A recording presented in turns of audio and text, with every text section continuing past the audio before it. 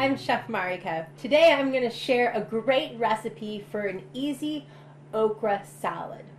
To get started, I've got about 1 pound of blanched okra pods.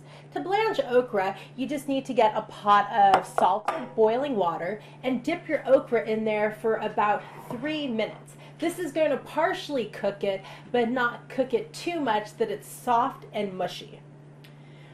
So here I have my pods, and I am going to cut the ends off of each side. And then I'm going to slice into about 1/2-inch slices.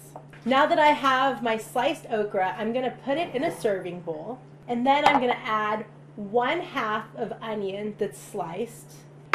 I'm going to add 2 tablespoons of balsamic vinegar, about 2 tablespoons of olive oil, and then I'm going to season it with some fresh ground pepper and some salt. Now I'm just going to mix all the ingredients together until everything is coated evenly.